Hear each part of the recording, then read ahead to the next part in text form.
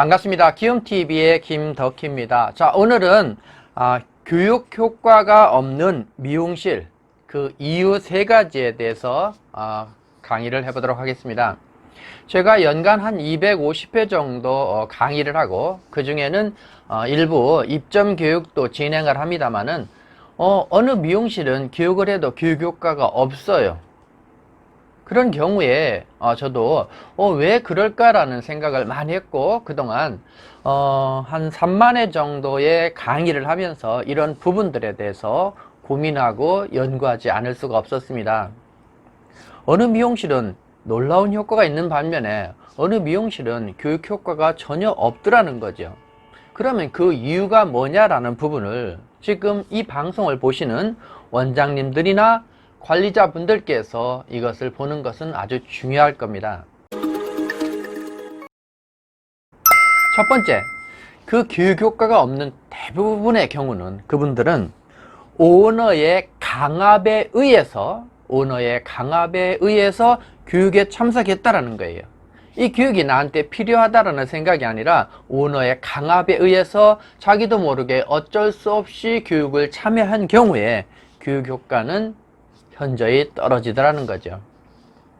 그래서 주도적 학습, 모든 것이 자발적으로 참여하도록 설득하면서 그 사람들이 참여 의사가, 동기부여가 정확히 됐을 경우에 교육이 진행이 돼야 됩니다만은 그것이 아닐 경우에는 교육 효과는 떨어지더라는 거죠. 그래서 그 사람들에 대해서 그것이 설득이 충분히 돼야 된다. 이번에 무조건 하면 돼? 무조건 해야 돼? 라는 것. 안 된다라는 거죠. 그러나 경험상으로 보면 처음에 그런 어려움이 있더라도 대개는 처음에는 못 모르고 참여해서 원장님이 가라고 해서요, 원장님이 하라고 그래서요, 어쩔 수 없이 라는 것을 하지만 실제적으로 교육을 받다 보면 이 사람들이 생각을 바꾸게 되고 제가 바꾸는 역할을 합니다만은 그 중에서도 일부분에 대해서는 끝까지 저항하거나 분위기가 그래요. 특히 직원들 경우에 그거에 대한 공유를 안 할 경우에 그렇습니다. 다시 말하면 두 번째로 말씀드릴 부분이 뭐냐면 바로 팀워크의 저하예요. 서로가 공유하고 같이 하려고 하고 긍정적인 마인드가 없는 경우에는 입점교육의 효과가 현저히 떨어지더라는 거죠.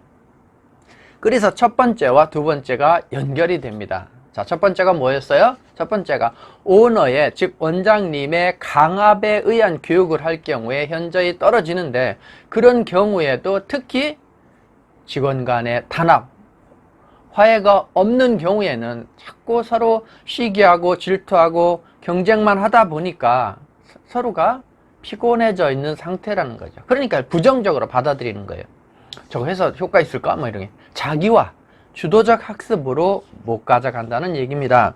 세 번째는 자기 부담이 없는 경우예요.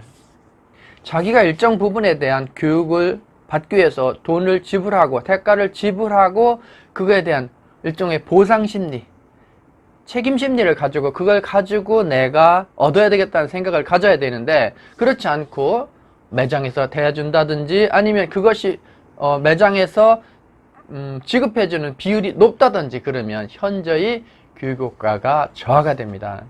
그래서 제가 늘 얘기합니다. 대주지 않는 것이 최고고 대주더라도 취소하는 것이 가장 동기부여, 직원들한테 좋은 효과를 얻을 수 있다는 부분이죠.